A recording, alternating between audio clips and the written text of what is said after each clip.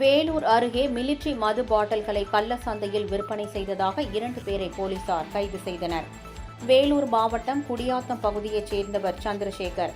இவர் மிலிட்ரி கேண்டீனில் பணிபுரிந்து வருகிறார். இந்நிலையில் சந்திரசேகர் மிலிட்ரி கேண்டீனில் இருந்து மது பாட்டில்களை எடுத்து வந்து குடியாத்தம் அசோக் நகர் பகுதியைச் சேர்ந்த ஏகாம்பரம், அருணாச்சலம் நகர் பகுதியைச் சேர்ந்த சந்திரசேகர் ஆகியோரிடம் கொடுத்து குடியாத்தம் மற்றும் அதன் சுற்று வட்டார பகுதிகளில் கூடுதல் விலைக்கு விற்பனை செய்ததாக கூறப்படுகிறது.